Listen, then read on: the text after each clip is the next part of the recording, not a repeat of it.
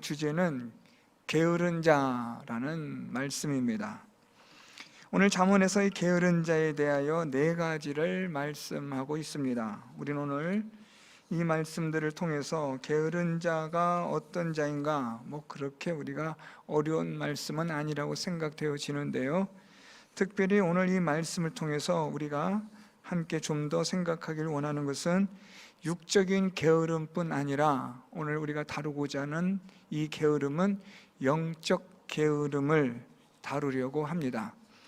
그런 관점에서 오늘 본문 말씀을 보면 아주 의미 있는 말씀들이 기록되어 있다고 생각을 합니다.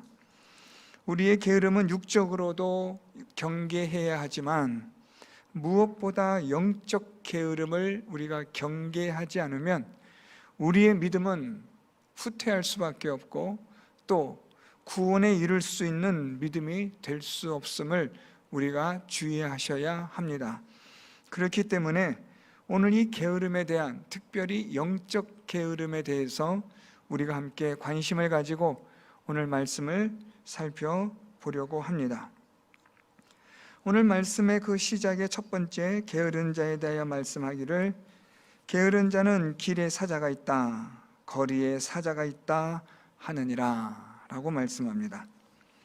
오늘 게으른 자가 말하기를 길에 사자가 있다, 거리에 사자가 있다 라고 그렇게 말하는데요, 이 번역이 조금 그렇게 좋은 번역은 아닌 것 같습니다. 앞에서 말하고 있는 이 사자는 그냥 일반적인 사자를 뜻하는 히브리어를 사용하고 있지만 두 번째 등장하는 이 사자의 단어는 그냥 일반 사자가 아니라 아주 무서운 맹수를 뜻하는 사자를 쓰는 단어를 사용하고 있습니다. 그래서 이 구절을 이렇게 번역하면 훨씬 더 이해하기 쉽습니다. 길에 사자가 있다, 그런데 그 사자는 아주 무시무시한 사자다 라는 구절입니다. 오늘 이 게으른 자가 지금 길에 거리에 사자가 있어서 그 사자 때문에 나가지 않는다, 못한다, 할 수 없다, 이런 여러 가지의 일들을 말하고 있습니다. 다시 말하면 지금 길에 사자가 있는데 아주 무서운 사자가 있다, 그래서 그 사자 때문에 점점점점입니다. 자, 여러분, 이 첫 번째 게으른 자는 지금 무엇을 말하려고 하는 걸까요? 핑계를 대는 겁니다. 어떻게 해서든 간에 무언가를 하지 않으려는, 어떤 것을 하지 않고 싶은 그런 일에 있어서의 핑계를 대려고 지금 온갖 것을 갖다가 과장하고 상상하여 핑계를 대는 겁니다. 사자가 있다라고 말해도 괜찮습니다. 그런데 문제는 여기에다가 과장과 상상을 동원해서 그 사자가 아주 무서운 사자다, 아주 우리를 집어삼킬 듯한 사자이기 때문에 나가서는 안 된다, 할 수 없다, 안 된다 라는 여러 가지의 핑계거리를 대는 겁니다. 게으른 자의 특징이 무엇이냐 한다면 그것은 핑계를 대는 겁니다. 이래서 안 되고 저래서 안 되고 무엇 때문에 안 되고 누구 때문에 안 된다라는 핑계를 대는 거죠.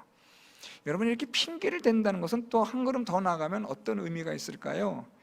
책임을 지지 않으려는 거예요. 감당하려고 하지 않는 거죠. 그거 내가 해서 한번 해봐야지 하는 이런 무언가를 감당해서 책임을 지려는 이런 일에 게으른 자는 그것을 아주 질색하는 겁니다.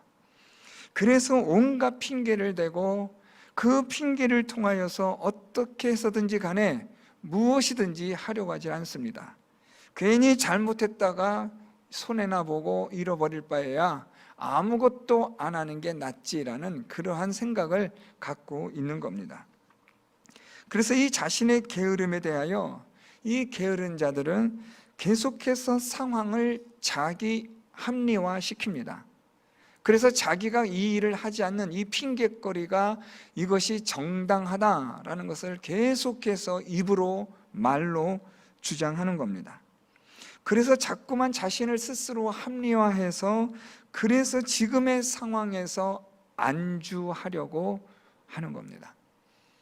어떤 것도 시도해 볼 엄두조차 내질 않는 겁니다. 모든 것이 다 상황 탓이고 무엇 때문이고 남의 탓이고 그래서 이것을 할 수가 없다라고 핑계를 대는 책임을 지지 않으려는, 그러니까 핑계를 대고 책임을 지지 않는다는 것은 아무 일도 하질 않는다는 것을 말하는 겁니다. 오늘 첫 번째로 이 게으른 자의 특성은 핑계를 대고 책임을 대서 지지 않으려고 하는 그러한 사람이라는 것을 말씀하고 있습니다. 우리의 믿음 생활에 있어서 이런 일들은 너무나 많습니다. 핑계거리가 얼마나 많습니까? 우리가 예배를 드리는 일이나 또는 하나님 말씀을 듣고 깨닫고 또 말씀을 묵상하고 하나님 말씀대로 살아가는 일이나 이 모든 일에 있어서 우리는 얼마든지 온갖 핑계거리를 찾아서 될 수가 있는 겁니다. 그 핑계를 통해서 우리는 스스로를 합리화시키는 겁니다. 그래서 할 수가 없지, 그래 이게 맞는 거야 하고 그렇게 자신을 정당화시키는 우리의 믿음이 계속되다 보면 우리 믿음은 어느새 깊은 이 나락으로 떨어지는 겁니다. 끝 모르는 추락을 계속하는 겁니다. 이것이 영적 게으름이 우리에게 주는 아주 치명적인 위험이고 경고인 겁니다. 두 번째로 우리가 살펴보는 이 게으름은요, 오늘 말씀에 계속되어지는 말씀인데 14절에 문짝이 돌적이를 따라서 도는 것 같이 게으른 자는 침상에서 도느니라. 여러분, 오늘 이 14절 말씀도 크게 어렵지 않습니다. 문이 돌적이를 따라, 그러니까 문이 열고 닫는 이 문이 이 돌적이를 따라서 열고 닫고 하는 이런 것처럼 게으른 자는 그 침대를 중심으로 해서 도는 겁니다. 이리 뒹굴고 저리 뒹구는 거죠. 오늘 여기서 이 침상에서 돈다라는 이 도느니라라는 히브리어는 어디 곁에라는 뜻입니다. 그러니까 게으른 자는 지금 침상 곁에 있다라는 말입니다. 침대 곁에서 잠자리에서 떠나질 않는다, 움직이질 않는다라는 말입니다. 자, 여러분, 두 번째 게으름은 바로 이런 것을 말하고 있는데 이것은 우리에게 어떤 의미를 주고 있는가? 이 게으른 자는 수고하고 땀을 흘리지 않으려고 애쓰는 자입니다. 여러분, 이 두 번째 게으른 자가 침상을 따라 돈다, 침상의 곁에 머물려고 한다라는 건데요, 이 게으른 자가 절대로 움직이지 않으려고 해요. 자, 그런데 오늘 이 말씀이 아주 역설입니다. 이 게으른 자가 지금 움직이지 않으려고 하는데 그래서 침상에서 붙어 있어요. 침상 곁에 있는데 침상 곁에 있으려고 어떻게 하냐면 침상에 따라 그는 돈다라는 거예요. 여러분, 이 말씀이 이해가 되십니까? 움직이지 않으려고 움직이는 거예요. 움직이지 않으려고 아주 최소한의 것만 움직여서 힘써서 움직이지 않으려고 한다는 거죠. 아주 게으름의 절정이라고 보시면 됩니다. 자, 이렇게까지 움직이지 않으려고 하는 이 게으름을 우리는 어떻게 표현할 수 있습니까? 이것은 바로 게으른 자는 변화하려고 하지 않는다는 거예요. 어떤 하나님의 말씀에 대해서도 수고하거나 애쓰거나 힘쓰려고 하지 않습니다. 하나님의 말씀을 들어도 그 말씀을 가지고 그렇지, 그렇게 해야겠다라고 생각은 들면서도 기쁨으로 그 말씀을 듣긴 하지만 그 말씀을 가지고 뿌리를 내리려고 하는 힘쓰고 애씀이 전혀 없는 거예요. 변화하려는 마음 자체가 없는 겁니다.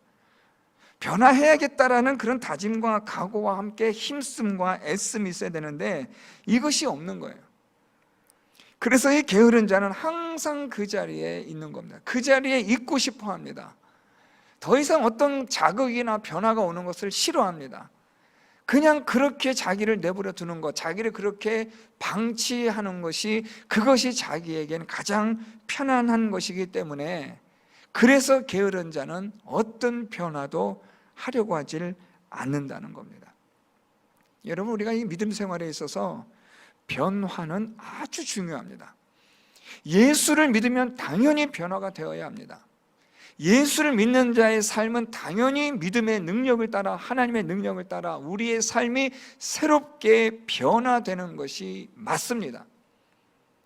그런데 이것이 변화가 일어나지 않는다고 한다면 우리에게는 믿음의 역사가 없다는 것이고, 믿음의 역사가 없다는 것은 믿음이 없다는 이야기겠죠. 게으른 자는 변화하지 않습니다. 변화하려고 하지 않습니다. 변화가 되질 않는 거죠.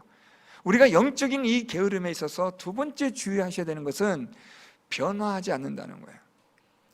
어떻게든 간에 조금이라도 변화가 돼야 되는데 변화가 안 되는 거예요. 제가 아주 오래전에 여러분들에게 소개했던 책 한 권이 있는데 여러분 기억하실지 모르겠습니다. 일반 책인데요, 신앙서적은 아닌데 1도의 변화라는 책이에요. 변화를 하는데 360도 중에 뭐 180도 변화 이런 게 아니라 1도라도 변화가 된다면 이건 대단한 거예요. 예수를 믿으면 우리의 삶은 변화가 되어야 하는 것이 맞습니다. 그런데 영적 게으름에 빠지게 되면 변화하려고 하질 않는 겁니다. 변화하고 싶질 않은 겁니다. 그냥 이 상태가 좋고 여기에 그저 안주하고 이런 분위기에 그냥 편승해 있는 것이 좋은 겁니다. 무언가 앞장서서 힘쓰고 애쓰고 땀을 흘리고 수고하는, 때로는 눈물을 흘리는 그런 일들이 있어야만 나타나는 변화인데 그게 싫은 겁니다. 자기 몸을 쳐서 복종시키는 일들이 일어나야 되는데, 그래서 변화가 우리 안에 있어야 되는데 그게 싫은 거죠. 이게 바로 영적 게으름에 빠지는 우리가 두 번째로 주의하셔야 될 일입니다. 첫 번째는 핑계를 대서 책임을 지지 않으려는, 어떤 일도 하지 않으려는 그런 영적인 게으름의 첫 번째 우리가 주의해야 될 것이 있다고 한다면, 두 번째는 변화하려 하지 않는다는 거예요. 변화가 되질 않는 거예요. 게으르니까 당연히 변화가 안 되는 거죠. 말씀을 읽고 듣고 말씀대로 살아보려고 하는 이런 일들은 게으른 자는 할 수가 없거든요. 이 게으름이 우리로 하여금 자꾸만 영적인 침체와 영적인 무기력증에 젖어들게 만들고 빠지게 만드는 거예요. 그래서 변화가 안 되는 거죠. 세 번째로 여러분 우리가 살펴볼 말씀은 15절인데요 게으른 자는 그 손을 그릇에 넣고도 입으로 올리기를 괴로워하느니라. 갈수록 기가 막힌 이 말씀이 나옵니다. 이 게으른 자가 손을 그릇에 넣습니다. 이 그릇은 무엇이냐? 음식이 있는 그릇이에요. 이 그릇에 손을 넣고 이것을 이제 손을 떠서 입에 먹으면 되는데 그것조차도 괴로워한다, 힘들어한다, 싫어한다 라는 말이에요. 아니 그냥 손에 떠서 먹으면 되기만 하면 되는데요, 그렇죠? 그런데 그것조차 싫어한다는 거예요. 여러분 여기서 두 가지 의미가 있어요. 첫째는 이 게으른 자는 기본적인 것을 하지 않으려고 해요. 가장 기본적인 거예요. 여러분 먹는 것에 있어서는 이건 우리 인생에, 우리 사람이 살아가는 데 있어서 가장 기본적인 거예요. 이 기본적인 것을 해야 하는 이런 의무와 책임이 당연히 있는데 이것을 하려고 하지 않는 거죠. 일을 해야 하고 땀을 흘려야 하고 수고해야 하는 이런 일들이 이 세상의 사회에 다 있잖아요, 여러분. 그런데 이런 걸 하지 않으려고 하는 거예요. 이런 수고를 하지 않으려는 거죠. 음식을 손에 넣어서 입으로 넣는 것조차 괴로워하는 이런 게으름이 있다라는 말은 기본적으로 해야 될 일들을 하지 않는다는 거예요. 이게 게으름의 첫 번째고요. 이런 게으름의 두 번째 의미는 유익한 것을 하지 않는 거예요. 여러분 이렇게 이 음식을 입에 넣으면 무엇이 좋아요? 우리 몸에 유익하죠. 우리 안에 에너지가 생기고 에너지를 통해서 우리가 이 에너지를 가지고 일을 할 수가 있잖아요. 유익한 일입니다. 그러니까 이 손을 음식의 그릇에 넣어서 음식을 입에 올리는 이 기본적인 일과 이것으로 인하여 유익한 일이 되는 이것이 있는데, 게으른 자는 기본적인 것과 유익한 것들을 하질 않는다는 거예요. 여러분 이것이 우리 영적인 믿음 생활에 있어서도 아주 기가 막히게 적용됩니다. 우리가 믿음 생활에 있어서 하나님 믿는 삶에 있어서 기본적인 게 있잖아요, 여러분. 예수를 믿는다면 기본적으로 이러한 것들은 있어야 된다. 뭐 이런 너무 잘 아시지 않겠어요? 그런데 게으르면 이런 것조차 힘든 거예요. 이 영적 게으름에 빠지면 정말 그릇에 손을 넣어서 입으로 올리는 것조차 괴로워하는 것처럼 이 믿음 생활에 있어서의 기본적인 것조차도 힘든 거예요. 말씀을 듣는 것도 읽는 것도 힘들고, 기도하는 것도 힘들고, 예배 드리는 것도 힘들고, 모든 게 다 힘들고 귀찮고 그냥 한없이 그냥 모든 것이 다 힘들어지는 거예요. 가장 기본적인 것인데 말입니다. 이런 영적인 게으름에 빠지다 보면 유익한 것을 위해서 어떤 것도 하지 않는 거예요. 이게 여러분 영적인 게으름에서 우리가 정말 주의해야 될 거예요. 기본적인 건 해야 됩니다, 여러분. 일상생활에 있어서 우리가 살아가는 이 세상에서도 기본적인 건 해야 되잖아요, 여러분. 기본적인 것을 해야 되는데 그것조차 하지 않을 때 우리는 그런 사람들 사회 부정하는 사람이라고 말하잖아요. 하물며 이 영적인 믿음의 삶에 있어서 기본적으로 해야 될 일들이 있지 않겠어요, 여러분? 그런 기본적인 것조차 괴로워한다면 그 사람의 믿음 생활이라는 것은 얼마나 엉망이라는 것을 알 수 있지 않겠습니까? 유익한 것을 위해서라면 우리가 수고해야 되는데 하질 않는 거예요. 왜요? 게으르니까요. 이 영적 게으름이 우리에게 기본적인 것들을 하지 않게 해요. 기본적인 것들을 하지 않고 유익한 것을 위해서 수고하지 않게 한다는 거예요. 그러니까 여러분, 이 영적 게으름이 우리가 쉽게 생각하는 게으르면 안 되지 이런 정도가 아니라 우리의 믿음에 있어서의 어떻게 보면 믿음의 아주 결정적인 것을 우리에게 있어서 보여줄 수 있는 아주 중요한 문제라는 것을 이 영적 게으름을 통해서 우리가 볼 수 있어야 합니다. 마지막 네 번째를 볼까요? 이 네 번째는 정말 최고의 압권이라고도 말할 수 있는데요, 게으른 자는 16절 사리에 맞게 대답하는 사람 7보다 자기를 지혜롭게 여기느니라 라고 말씀합니다. 오늘 이 게으른 자의 마지막 네 번째는요, 사리에 맞게 대답하는 사람 7보다 라고 말해요. 사리에 맞게 대답하는 사람 7이라는 말은 하나의 격언처럼 된 말인데요, 가장 지혜로운 사람 또는 완전한 지혜로운 사람이라는 뜻이에요. 7이라는 이 완전수를 통해서 가장 지혜롭게 사리 분별하는 그런 지혜로운 사람에게, 그런 사람에게 이 게으른 자는 그 사람의 어떤 가르침도 받으려고 하질 않는 거예요. 이유가 있어요. 왜냐하면 이 게으른 자는 자기가 그들보다 지혜롭다고 여기기 때문에요. 소위 자기 스스로가 자기에게 도취된 거예요. 나는 참 지혜로워. 그래서 자기가 지혜롭기 때문에 가장 완전한 지혜를 가진 사람에게도 그는 배울 게 없다고 여기는 거예요. 왜냐하면 난 다 아니까요. 다 알고 있으니까 배울 게 없는 거예요. 그러면 여러분, 정말 이 게으른 자가 다 알고 있어서 배울 게 없는 걸까요? 아닙니다, 여러분. 아무것도 알지를 못해요. 아무것도 알지를 못하지만 이 게으른 자는 스스로 자기가 다 안다고, 지혜롭다고 착각하는 거예요. 여러분, 우리가 영적인 믿음 생활에 있어서 네 번째 주의해야 될 것은요, 어떤 사람입니까?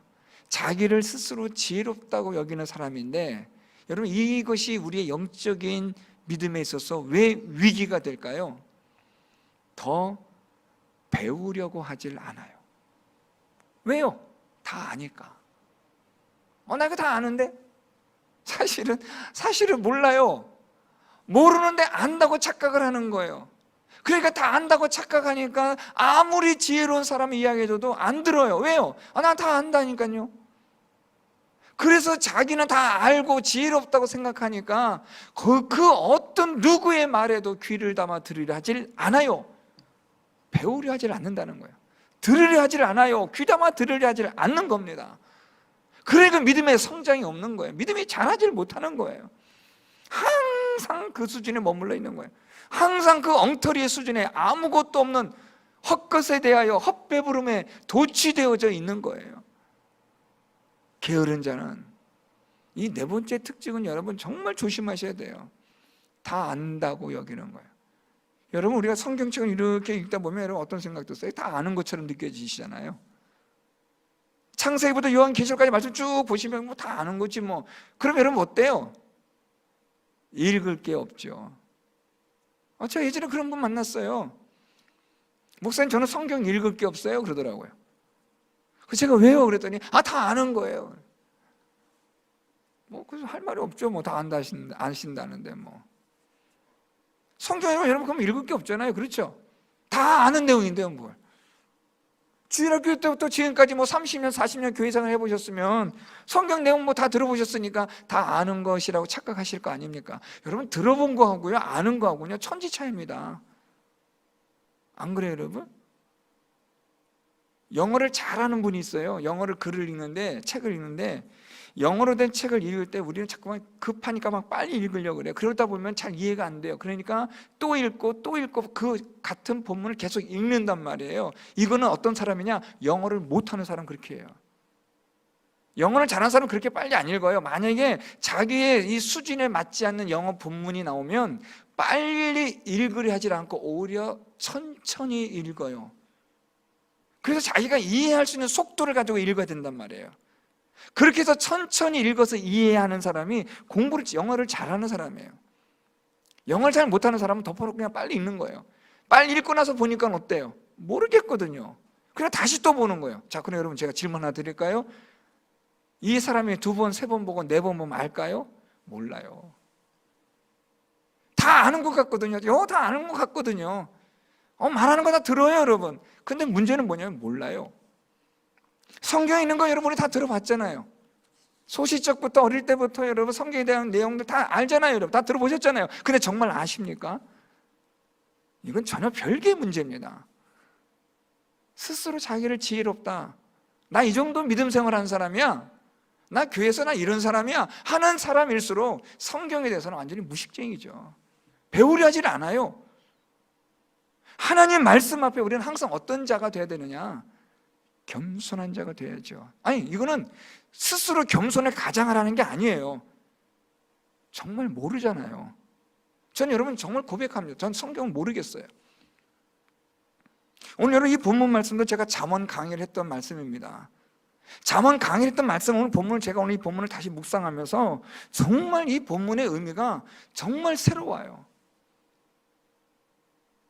하나님의 말씀은 여러분 읽으면 읽을수록 새로워지고, 하나님의 말씀은 여러분 들으면 들을수록 그 깊이와 넓이와 높이는 상상을 초월하잖아요. 이 하나님의 말씀을 우리가 어떻게 안다고 말할 수 있겠습니까? 모를 수밖에 없죠. 그래서 우리는 배우는 거죠. 배우고 또 배우고 또 배우면서 하나님에게 그 진리의 말씀에 가까이 나아가는 거죠. 그런 사람이 지혜로워지는 거죠.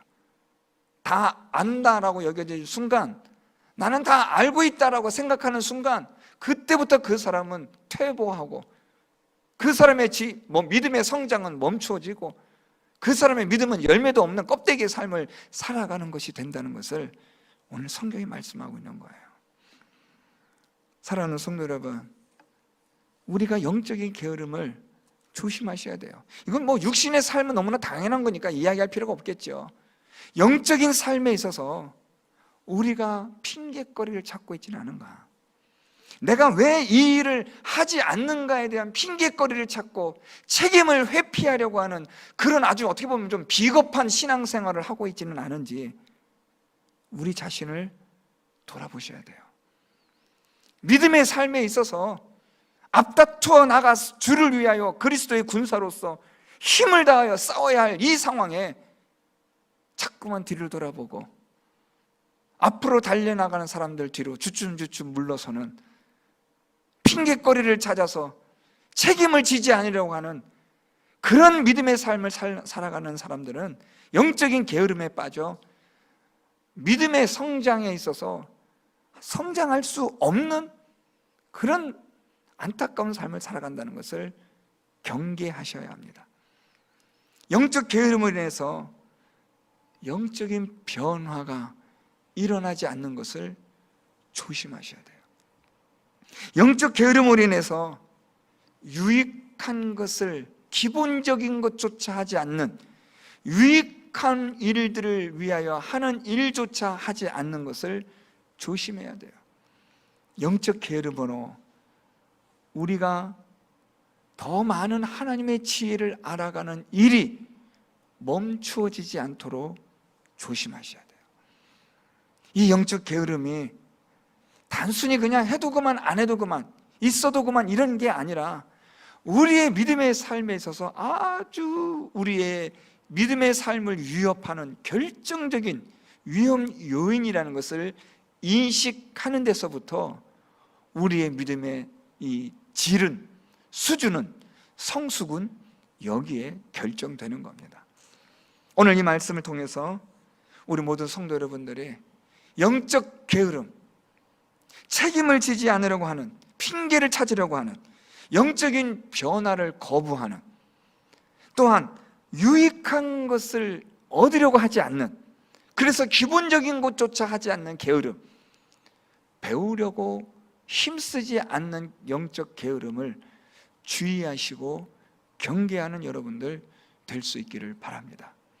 제가 오래전에 김남준 목사님의 게으름이라는 책을 읽다가 참 가슴 아픈 문장이 하나가 있었습니다. 제가 그 문장을 읽어드리고 우리가 말씀을 가지고 기도했으면 좋겠습니다. 김남준 목사님이 어느 글을 통해서 인용한 것인데, 그분이 잘 배우지도 못한 분이 이런 글을 썼습니다.